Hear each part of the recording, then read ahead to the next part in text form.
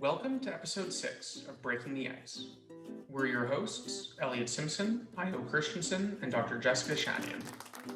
This week, we're holding a discussion on diplomacy in the Arctic between Canada and Greenland.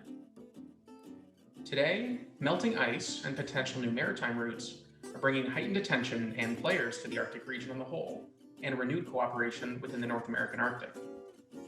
Given the fact that Greenland and Canada are a mere 450 kilometers from one another and share an abundance in natural, especially mineral resources, there is much potential to strengthen business and other ties between the two countries.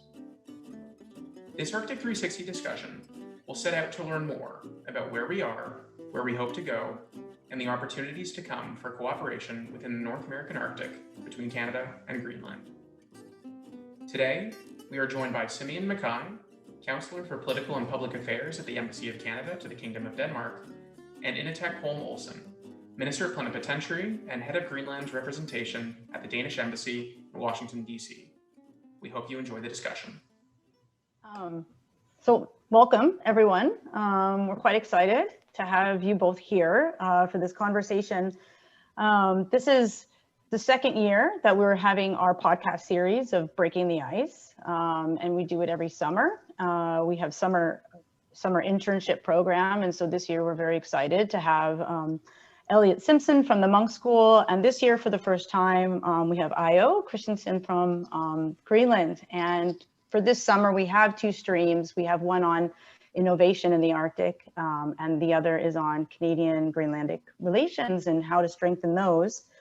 And this is a bit of a pilot because we've in the past always done podcasts, and so now we're going to start doing a few of them webinar style and possibly live and going into the future. So I thank you both in a way for being guinea pigs.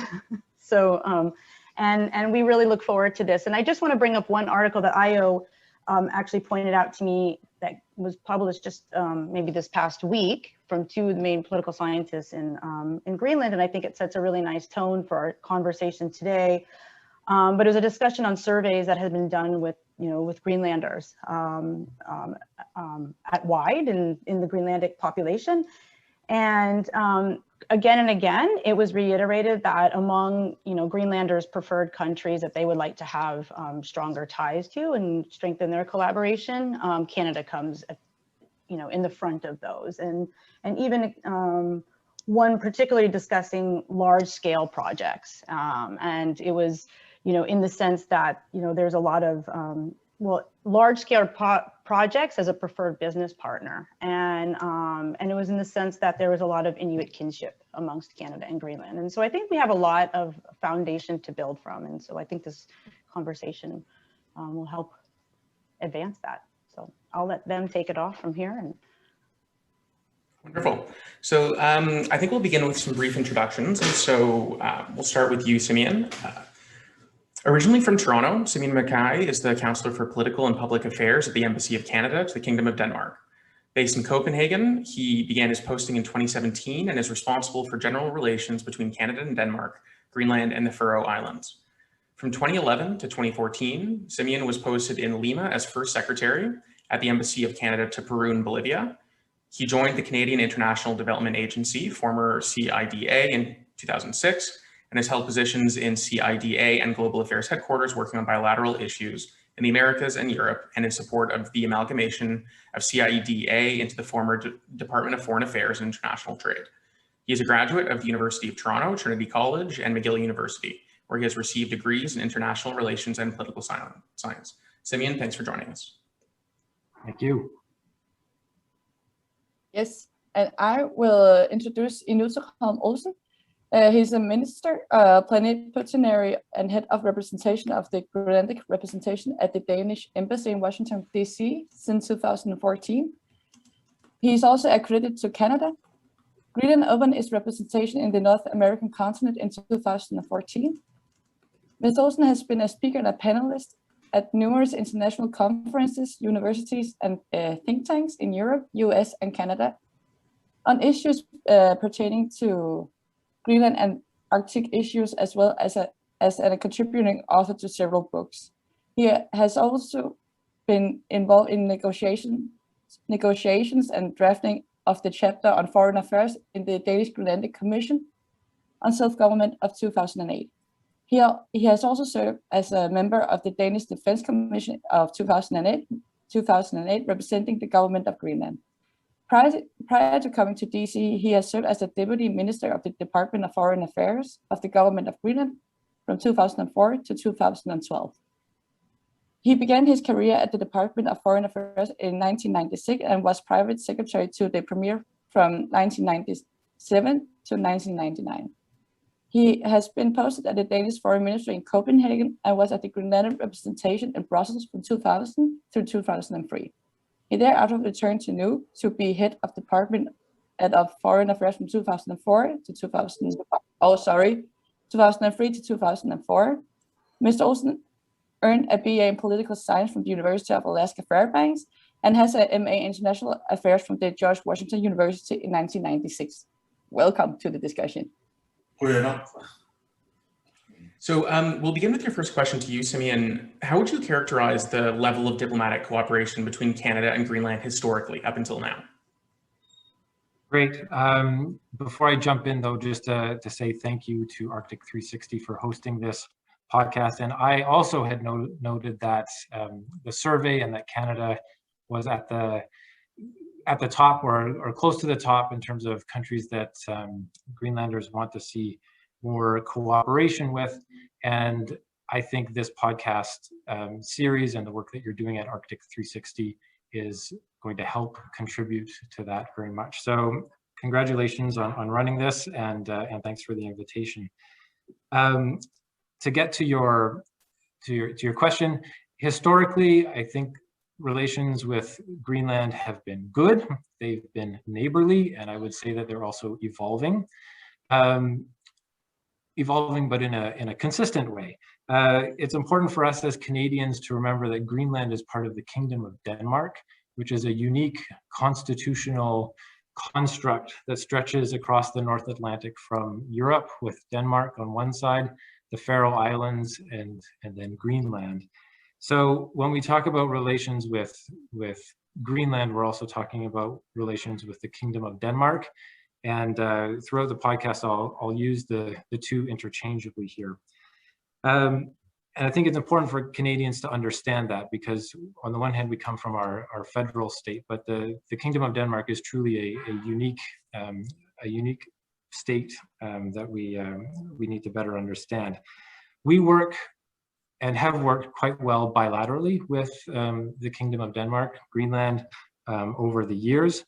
I would say perhaps over the last few decades, a lot of focus has been in multilateral fora where we manage shared natural resources, for example, joint fish stocks or marine mammals. The Arctic Council is the premier fora for our cooperation, and we work quite closely with the Kingdom of Denmark and Greenland, particularly on sustainable development issues in the Arctic. But as things have developed historically, I guess you could say the bilateral relationship, I think, is growing.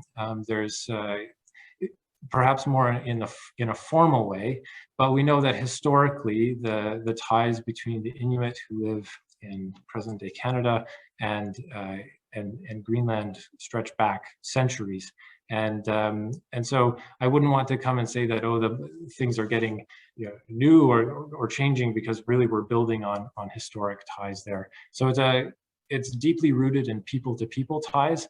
And I think if we look ahead to the future, we're also going to see that it's the people-to-people ties that are going to drive that relationship.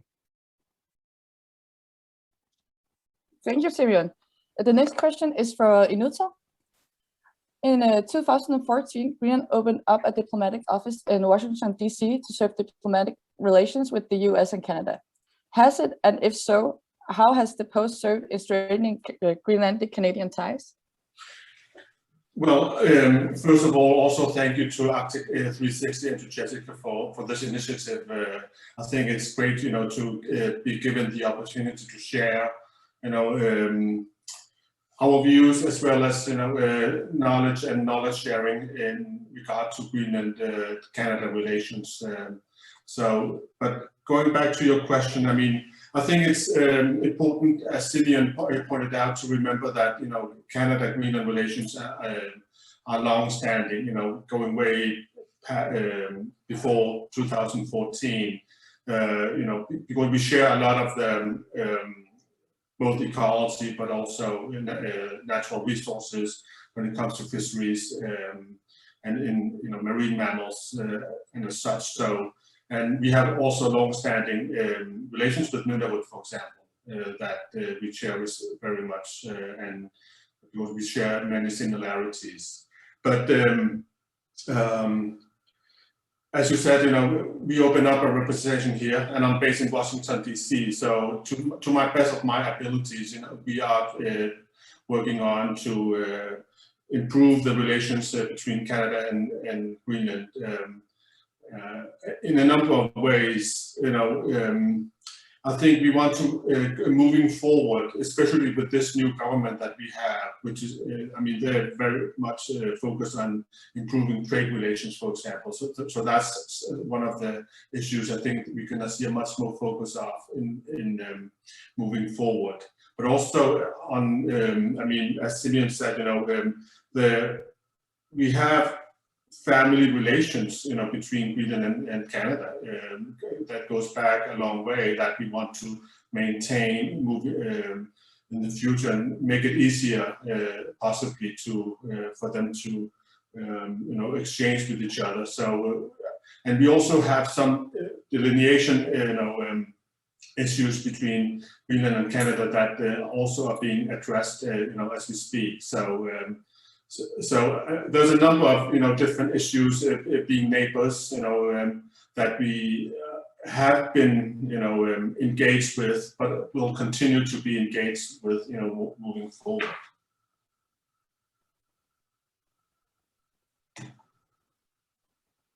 Thank you. The next question is, how often do you engage with Ottawa, and who in Ottawa do you communicate with? Well, I mean, first and foremost, you know, we are in close contact with the Danish Embassy in Ottawa, because we share a lot of the information with them. But when it comes to, you know, different federal authorities, it's first and foremost, I mean, the global affairs, I mean, the foreign ministry in Ottawa, but also depending on, you know, which issues, if it is fisheries, you know, then it's with the fisheries authorities and so on. But I mean, but with this pandemic, you know, my last travel was in, you know, to Canada was in, I think, March of last year, you know, to PDAC, the big mining conference in Toronto. So I feel like, you know, it's like, you know, we have to learn to bike, you know, once again, because we've been cut off, you know, physically. And diplomacy is very much about, you know, creating personal relations and engaging with, you know, with your counterparts in different parts. So so we have to, you know, start up again, I think, hopefully very soon. Thank you. Do you have a relationship with any of the territorial governments or indigenous organizations in the north? Yes, as I said, you know, we have long-standing contacts and relations with Nunavut. So, and even here in the last couple of weeks, you know, we've been engaging in, you know, talks. I mean, the good thing about this is that we can do this through the web, you know, with like this webinar. So it's possible to maintain contacts, you know, with the territorial government in Nunavut and, you know, different actors there. Do you find it difficult to engage with Canada when there is so much going on in the US, specifically in DC, and particularly between US and Greenland?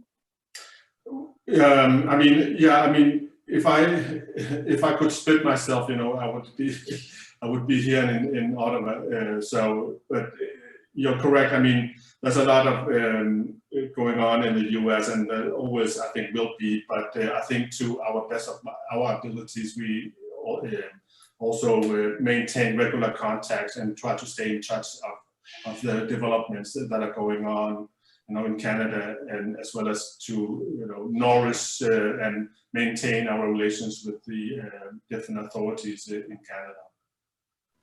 Thank you.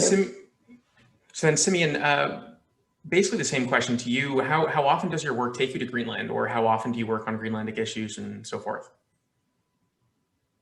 Yeah, so putting COVID-19 in a parentheses, quite a bit actually. I'm accredited to not only Denmark but also Greenland and the Faroe Islands. So we take that part of our work quite seriously.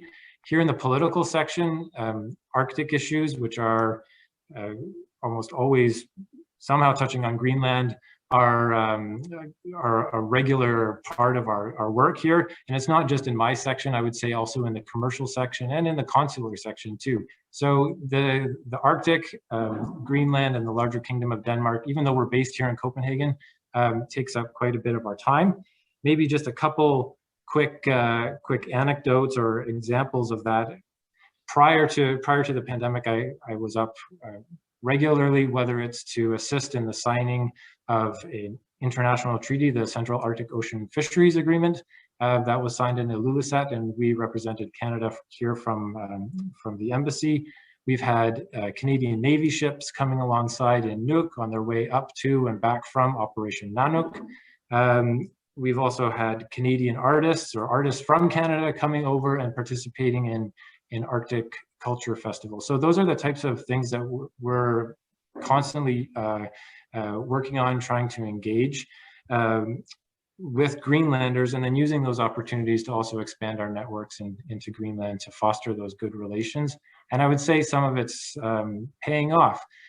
Just last month, Canada's Minister of Foreign Affairs met with the Danish Minister of Foreign Affairs and his Greenlandic counterpart, the new Minister of Foreign Affairs from Greenland, for a fairly concrete and yet wide-ranging discussion on Arctic issues. So those conversations are also happening at a pretty high level, and it's the result of lots of work out of our embassy, but also our colleagues in Ottawa and Inuuteq as well.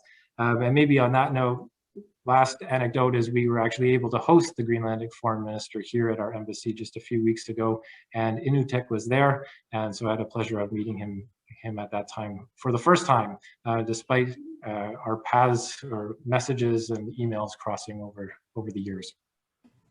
Well, I'm glad then that this discussion was able to bring you back together.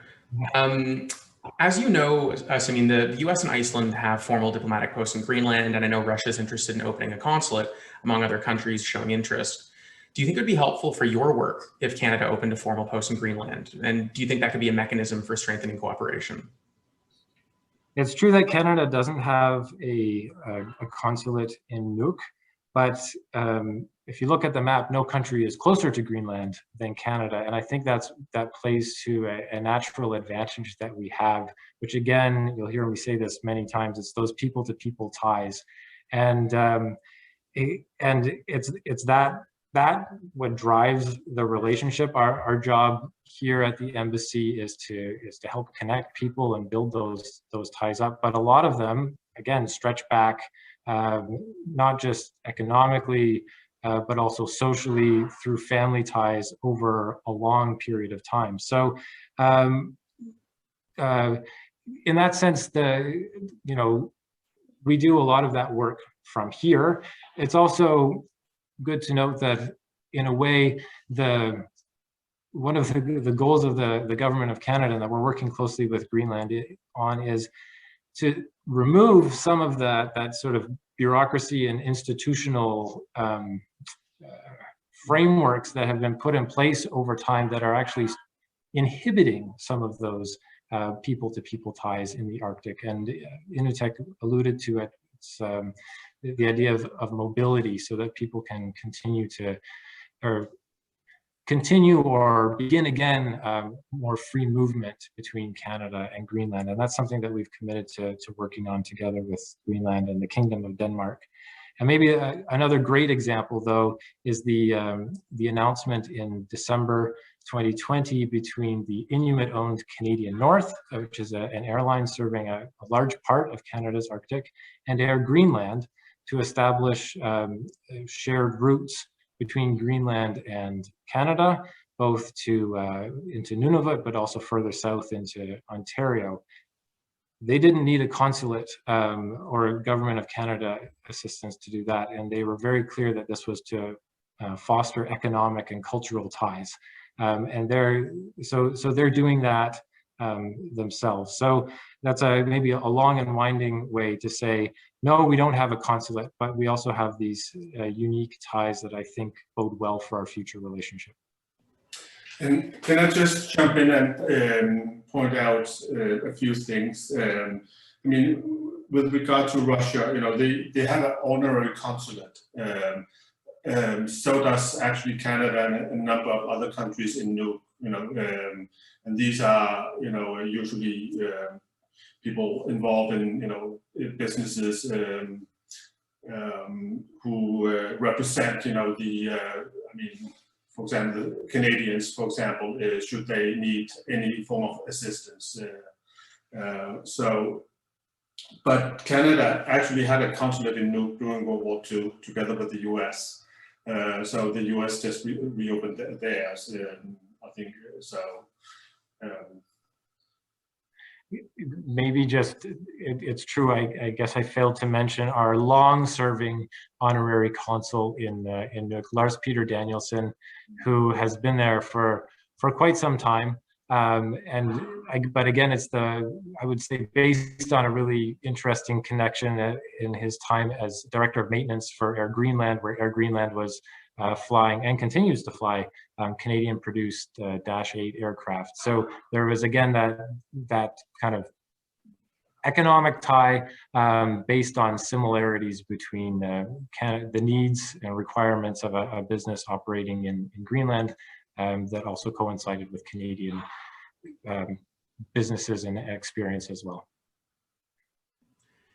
Excellent. Now, moving on to the topic of security. So embedded in the narratives and news stories about the Arctic are these discussions about security and changing frames of geopolitics up in the region. To you both, just two questions. Do you think that the general tone on Arctic security is hyperbolic, or does it capture the situation accurately? And then do you see security issues being a source of motivation for strengthening this cooperation that we're talking about between Greenland and Canada? Inuuteq, perhaps we'll start with you. We can talk about different forms of security here. I don't know if some of them are hyperbolic or not, but I've seen, and been part of this kind of the discussions on Arctic security for a number of years, and I remember clearly, when Russia planted its flag, the press, the media was all over and asking, who owns the Arctic? There's an Arctic race, and that led to actually, the 5 coastal states of the Arctic Ocean to meet in Ilulissat and to adopt the Ilulissat Declaration, saying that, any unresolved or difficult issues will be resolved diplomatically, and through peaceful means. So I think all of the Arctic nations are focused on maintaining, the region as a zone of peace and cooperation, and that's what we want to. We keep on focusing on as well. We are aware that there are, security issues when it comes to, for example, the Russian military build-up and Chinese economic interest. But I think these different forms of security are being addressed. But there's also other forms of security that are, I think, prominent. Environmental security, food security, and you could go on and on. But I think it's important to be aware, of the different forms of security that are, that have to be addressed in the Arctic. But before COVID, we were. The Arctic was fast becoming part of the globalized, economy and globalized world, and I think the globalization also. There are a number of issues that we have to deal with moving forward. I think, with migration, for example, migration patterns that illegal immigrants even, that have to be aware of. As I'm sure we're going to get back to this form of globalization in a number, very soon. So I think, greater contacts and dialogue between, Canada and Greenland is also merited there, for example. And now on to you, Simeon, for the same type of question. Sure. Well, a nice segue. In 2019, Canada released its Arctic and Northern Policy Framework, which was an important moment, I would say, in our overall approach to the Arctic. It was co-developed with our with provincial, territorial, and Indigenous partners. Excuse me. Let me take a drink here.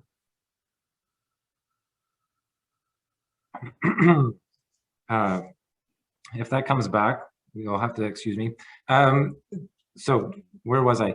We launched the Arctic and Northern Policy Framework September 2019, co-developed with provincial, territorial, and Indigenous partners, as well as departments across the Government of Canada.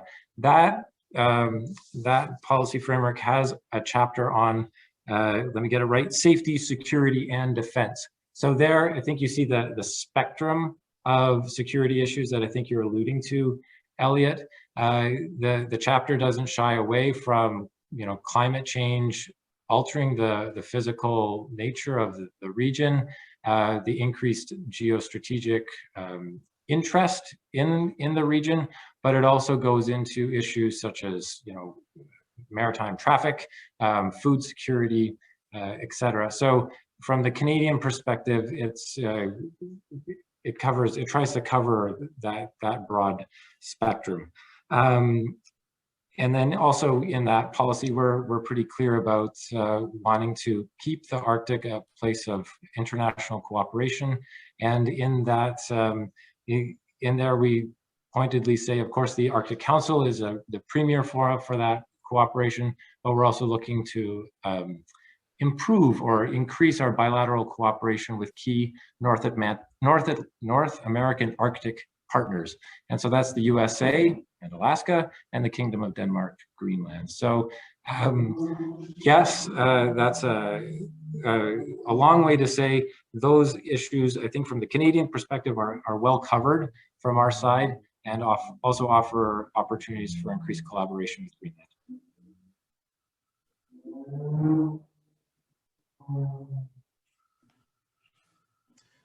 Perfect. Thank you for addressing that. It does seem like there's new news stories coming out of the Arctic every few weeks in terms of navies and military exercises. But I would agree that in terms of the common discourse, what you might see in the Globe and Mail or in the news is mention of human security issues such as housing and food security. So thank you for addressing that. We'll come back to that later. I think now Ayoe will ask you questions about mineral resources in the Arctic, which is another very interesting topic. This question is for both of you. We can start with Inuuteq. The question is, both Canada and Greenland have an abundance of mineral resources. Both see the mining industry as critical for economic growth, and both are trying to figure out the right balance between mining and protecting the environment. Do you think there is a real opportunity for greater cooperation in this area? Absolutely. I think in the mining and mineral resources area, there's already, I think, close cooperation between Canada and Greenland, and not necessarily, limited to governments, but to businesses, from business to business perspective. Because if you look at the number of exploration licenses in Greenland, Canada and Australia, those are the two biggest nations that are present in Greenland. As I mentioned, PDAC is an annual mineral resources event in Toronto that takes place, and Greenland sends like a delegation of close to 100 people, each year. this year, being an exception, but both consist of, from the political establishment, from the government and parliament, as well as a number of businesses, that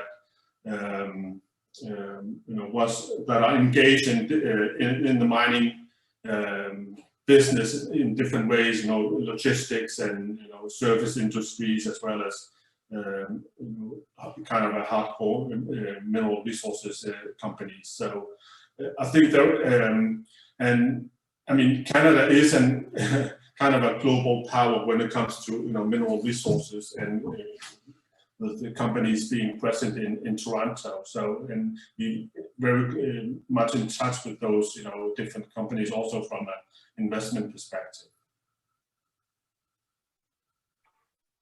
Yeah, the same question goes for you, Simeon. Sure. Yeah. Again, I think I can just build on that. I wouldn't underplay the importance that PDAC has as a drawing point for Canada, and I think we can see that the Greenlanders take that conference quite seriously. They invest a lot, and I think that's a really good starting point for having these conversations, and a great place for businesses, but also governments to get to know each other better and work more closely. And I think both Canada and Greenland recognize that responsibility and sustainability are at the heart of a competitive mining industry. In a way, I don't know, perhaps our jurisdictions may be trying to compete in terms of attracting that responsible investment. But I think that's something that also brings us together, is that shared belief in wanting to have responsibility and sustainability in our mining sector. Thank you. The next question is still for both of you. Is there an opportunity to see a regional angle in terms of marketing the region as a global gold standard for sustainable mining? We can start with you, Simeon.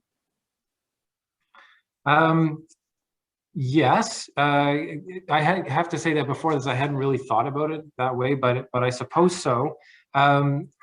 Maybe let me draw attention to the work of the Canadian Mining Association.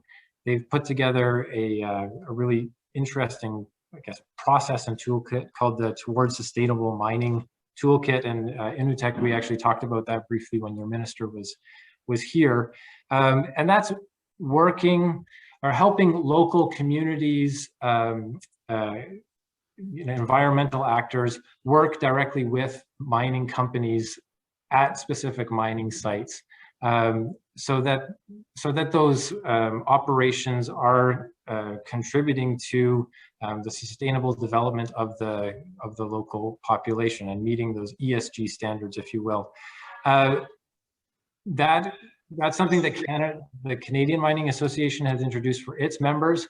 We've also seen it being adopted in Finland and in Norway. So that's, I guess you can talk about that larger Arctic area.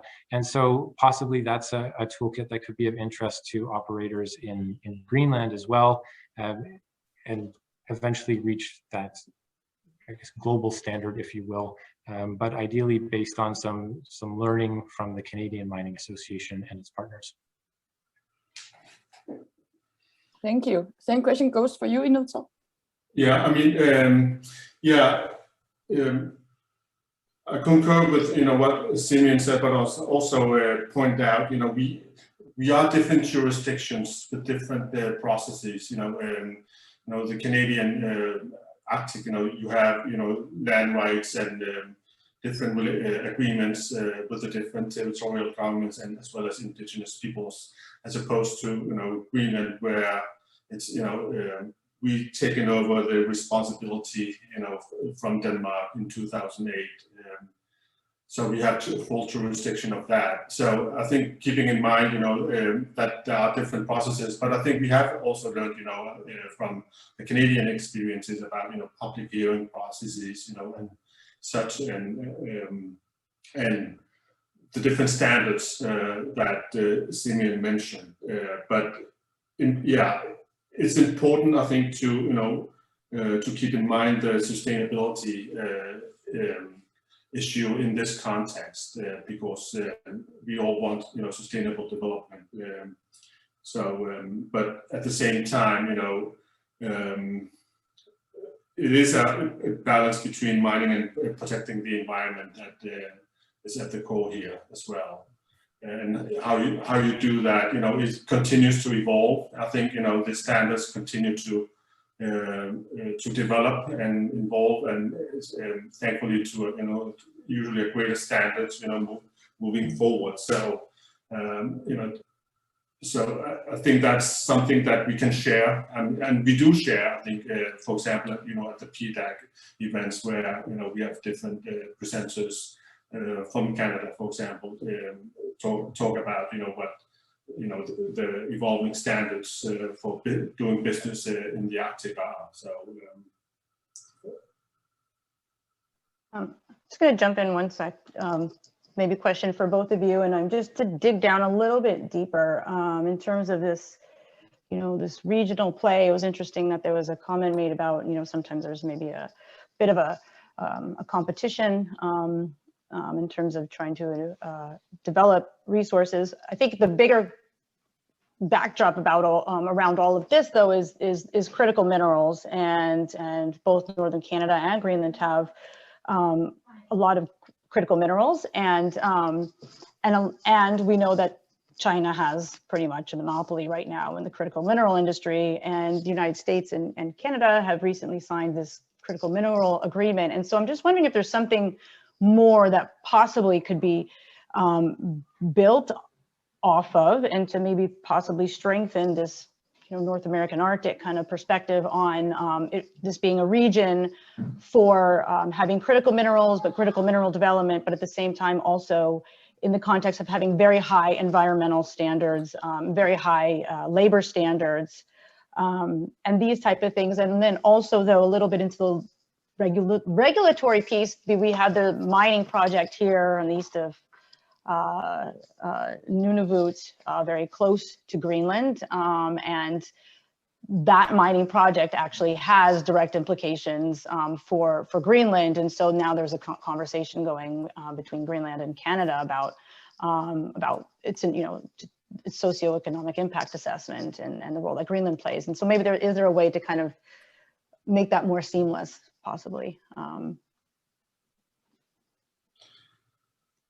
Inuuteq, go first, or? Sure. Yeah, no, it's a very good point you make, because when it comes to critical minerals, as everyone, I think, I'm sure is aware of, is that China dominates that market, and we've been saying, because the U.S. is very much aware, of the need to be able to have, for example, processes and being able to have its supply chain, secured for these critical minerals. And I think it ties together well, both the Greenland, Canada, US, as well as Australia and other like-minded countries, and I think an increased focus on the ability to be able to both mine but also process these critical minerals independently of China. So so in that regard, we've been saying, I mean, because we want to develop different projects, mining projects in Greenland, and it's usually a first come first serve. So if you want to partake in and be part of this development, I think you just can't sit idle and wait for somebody to act. So we've been saying and we are actually working. We signed an agreement with the US last October, and that also covers cooperation in different in the mineral resources area. So the US is engaged, for example, in that scene. But I think you're absolutely right. In this when it comes to critical minerals, I think you can see a picture emerging where we are working together in a number of ways, in different ways. Sure, maybe if I can just take the two questions separately. So one on critical minerals, just, I mean, you noted the recent agreement between Canada and the US, which just underscores Canada's position, I guess, as a, how you want to call it, a trusted partner when it comes to securing the supply chains of critical minerals. And Canadian companies are well positioned to support the sustainable development of those critical minerals overall, and in Greenland as well. So I think, yeah, as Inuuteq says, there are some interesting possibilities, I think, for greater collaboration between Canada and Greenland in that area. On the Mary River iron ore mine, we're both parties to it's called the Espoo Convention, which imposes certain obligations on both sides. Greenland is involved in the environmental impact assessment process. And so those, my understanding is that they're undertaking public consultations right now, and that will impact how the mine is developed. So I don't know, in terms of, you know, a more seamless approach. There is an international convention on it. Canada's following that convention. But who knows, maybe smart people at Arctic 360 will propose new ways of doing that. But I think at this point, it seems to be following the process that it's supposed to follow. Thank you. Jessica, do you have further to put in? Cool, because this is a perfect lead up to the next question. This question is for both of you. We can start with Simeon. Do you see there being an opportunity for greater cooperation in addressing environmental concerns, creating maybe a joint standards for Greenland and Canada? Sorry, and this is the critical infrastructure bit? Oh, no. Sorry, I just it jumped, the connection jumped. I missed about 10 seconds of your question. Cool, I will just read it up again. This is in terms of mineral resources. Okay. Do you see there being an opportunity for greater cooperation in addressing environmental concerns, creating joint standards, maybe for Greenland and Canada? Yeah, I would go back to the Towards Sustainable Mining toolkit as a first step. That's what I'm most familiar with at this point. Maybe there are other ways of doing it at an international level that I'm just not aware of. But the first thing that comes to mind is the Towards Sustainable Mining toolkit. Thank you. What do you think, Inuuteq? Well, I think, you know, as we mentioned earlier, I think we're already feeding off each other in terms of, you know, the inputs and knowledge sharing, for example, at the PDAC events each year about you know, addressing, you know, the standards and when it comes to, you know, doing mining in a more environmental sustainable way.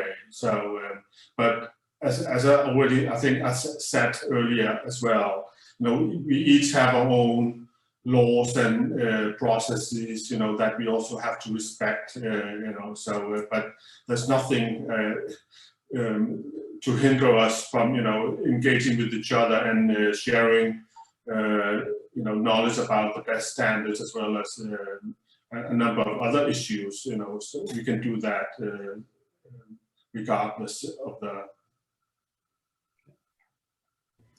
Now, thank you. And now to my co-host, Elliott. Yes, to move on to the issue of critical infrastructure. So we mentioned at the beginning of our conversation the people ties and the cultural ties shared between the Canadian North and Greenland. Unfortunately, however, another thing that is shared between the two is that they both have significant gaps in critical infrastructure that perhaps lead to those issues of food security and housing security that we mentioned earlier. Considering the fact that this is a shared issue, do you see there being an opportunity for diplomatic cooperation playing a role in helping fill fill that critical infrastructure gap? Perhaps we'll start with you, Simeon. Yeah, again, that was an interesting question for us to ponder and think about. And I guess where I landed on that was, if you take that North American Arctic concept there, well, the challenges are very similar. And of course, the top challenge facing the region is climate change, and how that's going to impact the lives and well-being of the people who live there. And that can be, you know, whether it's food security, transportation, access to essential goods, etc. So bear with me, but if you go back to the Government of Canada's Arctic and Northern Policy Framework, they talk about that. They identify, or the government identifies, key areas that it wants to prioritize investment: energy, transportation, and communications infrastructure. The idea being there that those are areas that are going to have, with that investment, will have spill-off effect into the larger economy to the benefit of people who live there. And to the extent that you know, Greenland shares those concerns, there, I think there's absolutely a way for us to do a bit more exploration. At the same time, I'll go back to that announcement by Canadian North and Air Greenland as something not spontaneous, but it's, you know, it came from the community, or the community itself, the businesses that are up there. And so, yes, diplomatically, we can probably do more to explore some of those shared challenges. At the same time, we can see that businesses and people living up there are identifying themselves and using the market to solve some of those problems as well. Yeah, and just to, I think, continue what Simeon said about, for example, the contacts between Canadian North and Air Greenland, for example. You know, we are in the process of building new airports, and which, I mean, will open up, I think, for more direct routes, hopefully also from North America, and especially Canada, I think, because, I mean, these, you know, transportation routes have been in place before. You know, it's kind of, you know, some years they're there, other years, you know, they're not. You know, they stop and then they commence again. You know, but so I think one of the keys is to start a business case for maintaining, I think, continued, you know, transportation routes. But one of the things that, you know, we've been focused on is to how do we create more East-West relations. You know, this is what we're talking about right now. You know, but because traditionally, historically, you know, it's been very much North-South in everything. You know, being shipping, transportation. I mean, you name it. So I think we want to try to, how can we break those kind of patterns, historic patterns, and I think you have to. We are beginning to see it, you know, slowly. I think evolving. I can only speak, you know, for Greenland, you know, with for example, the shipping routes, cooperation with an Atlantic shipping company that now we are connected, you know, with Canada as well as the US, as opposed to, you know, Denmark for centuries. You know, that was the only way, you know, back and forth. So and you know, with the, I think we can feed off each other's maybe infrastructures. You know, I would say, why not look at, you know, if, for example, the deep water harbor in Nuuk can be a supply, you know, for Nunavut, for example, or Inuit, you know, and I know there's a project that's also looking at if it is feasible to, for example, can take this optic sea cable from Nuuk, you know, to the other side, because it's already there, you know. So I think there's a number of ways that we should think, I think, creatively moving forward in how to, I think, best utilize the infrastructure that we have up there, because as you know, that it is, you know, lagging in some ways, but there are, I think solutions that can be explored if they are feasible and possible. So then, just as a follow-up, then, what would, for example, diplomacy as a whole, its role in, for example, trying to attract private capital to some of those bigger projects, those key infrastructure projects, and in general, marketing the North American Arctic as a very attractive and, lucrative place to do business? Right. Sorry. So what's the question, that North American Arctic as a concept to attract investment? Sure. So, one of the biggest things that businesses consider when they're looking to make an investment is minimizing risk. So how can the diplomatic process between Canada and Greenland and Denmark, how can that act to position the Arctic as a less risky environment to do business than it might be seen as by the business community today? Sure. So I think, one of the little, it's kind of a little project, but maybe we can use that to expand it. One of the projects that Canada and the Kingdom of Denmark supported in the Arctic Council was with the Witching Council International, that looked at how can we help, or how can remote communities in the Arctic make the transfer from fossil fuels onto clean energy, right? And so you've got incredible,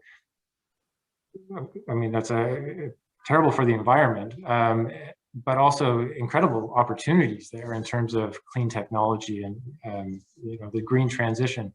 Well, together in a diplomatic process through the Sustainable Development Working Group in the Arctic Council, we funded that project. And now there's a toolkit online. I keep saying toolkit, but this is yet another smaller process that can help those communities find out what works for them to become self-reliant in their energy needs. So that would be one small example. And I think Canada is certainly recognizing that. And I know my understanding is Greenland also puts quite a bit of emphasis on the work of the Sustainable Development Working Group.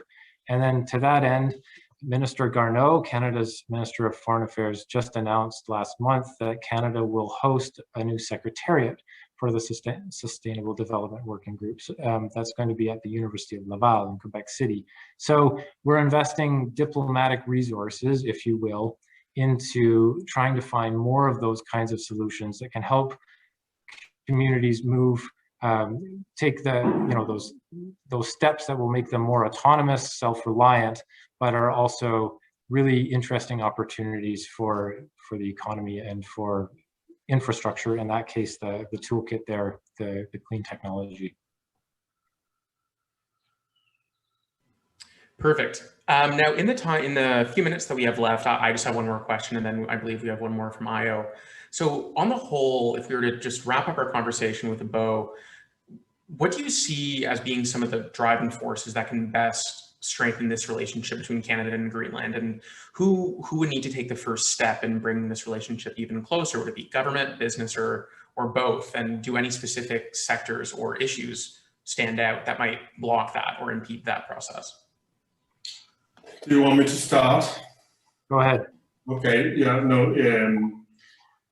We are neighbors, so it's only logical for neighbors to have a lot of relations with each other and a lot of cooperation. As I said, at the beginning, there's already continued discussions and on a number of issues that have been ongoing for years and will continue to be so. And I think as the Arctic becomes increasingly part of this globalized economy, I see it as one of the driving forces for the need, to strengthen the relationships, but also just to make it easier for us in Greenland as well as in Canada to be able to travel to each other's countries, as well as I mentioned also trade. I think that's one of the issues also that we'll be very much focused on. But I think as diplomats and governments, we have to be aware that our role is to set up frameworks the right frameworks for the other actors, the business community as well as other actors to use. So being aware of that, who takes the first step is, it's always in some ways a question of the chicken and the egg. But I mean, we'd be happy to take on the lead. I think as a government, but I mean, business. We already alluded to it. Businesses always also plays an important role. Being airlines or the mining, industry to connect with each other, and that will also, continue regardless of,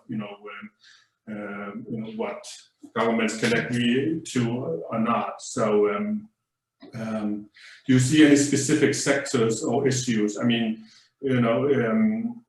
I think, for Greenland especially, fisheries is our biggest sector and will continue to be so. And, I think continue to have close collaboration with Canadian authorities on that as well. But as I said, I think also other issues will, I think, continue to emerge in the future when it comes to, the effects of a more globalized economy. That I mean, climate change, brings its effects, on, for example, sea routes. The opening up of the oceans also brings its own challenges. So I think I already see, an issue there, or a sector that where we have to, I think, talk to each other much more closely moving forward. Maybe to just build on that, I think your question makes it too easy. Government, business, or both? Both, obviously. So thanks. But I think from the government side, of course, yeah. Do you lead or follow? Or I think what I have learned in my time here is you have to follow the interests. So I can have the most amazing ideas from my little office in Copenhagen, but if that's not what's interesting to the people who are living there in the Arctic, then no point. And maybe that seems so obvious, but it's true. Maybe a couple, 3 crunchy areas as well that I can offer up from my side, building on Inuuteq's comment that government set frameworks. So one is, again, Inuuteq alluded to this, we have some boundary disputes. In 2018, we announced Canada and the Kingdom of Denmark, so both the Danish and Greenlandic foreign ministers, along with the Canadian foreign minister, announced a joint task force to resolve those remaining bilateral boundary issues, the infamous Hans Island. My understanding is that that task force is close to having things resolved. So how can we take, I mean, that's going to be hopefully a good news story. How can we build on that? What will we have learned? And, when we don't have jokes to make anymore about trading snaps and whiskey on an island, what are we going to talk about next? And how can we leverage that into the next opportunity? The second one has been alluded to, which is the mobility of peoples between Greenland and Canada.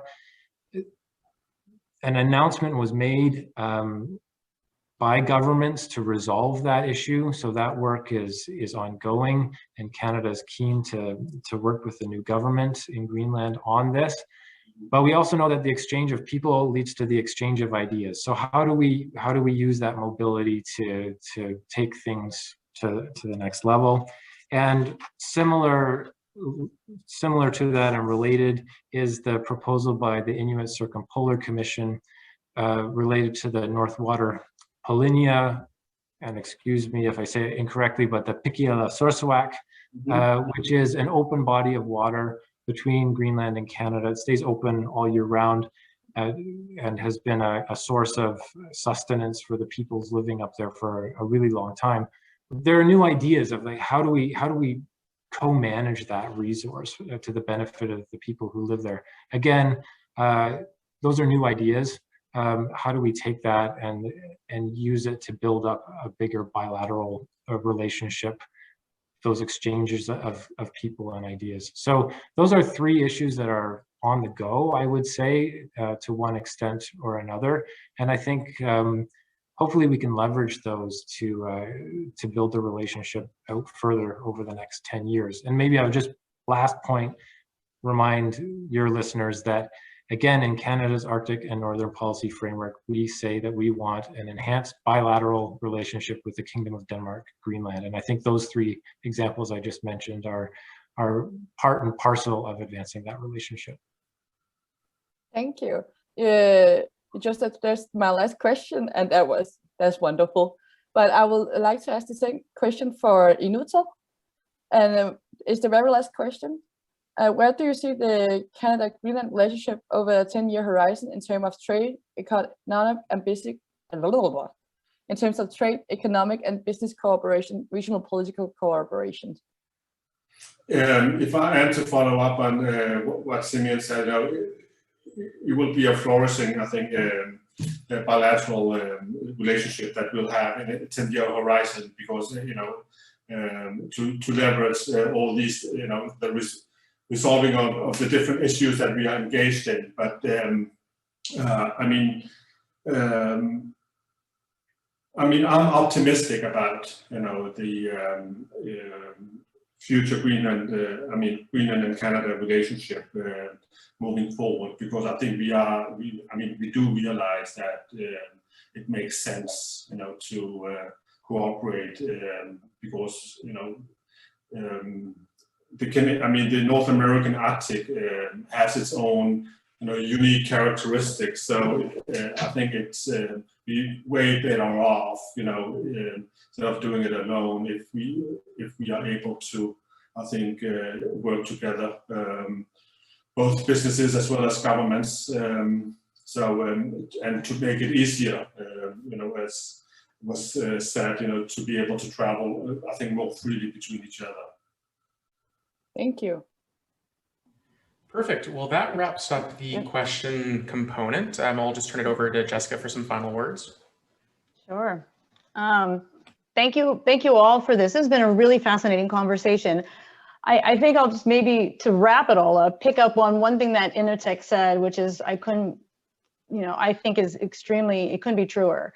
And whether it's diplomatic, whether it's trade, business, at the heart of all of this, things are built on personal, strong relationships, and those take a long time to develop. And but they are the foundation of what everything else is built upon. And so I hope that through this new relationship we have with our Greenlandic students, because at where does that all start? And it starts with the young people, and it starts with people-to-people collaboration.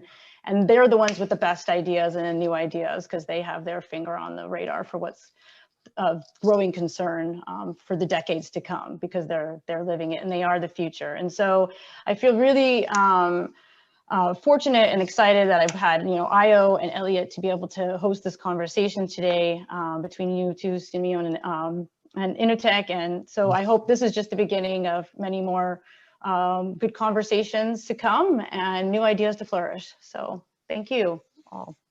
No, thank you. And my approach also, to involving the Greenlandic, students, because we need to see, I think, much more of that. And I look forward to continued discussions on this issue between the evolving relationship between Canada and Greenland. So I look forward to the next one.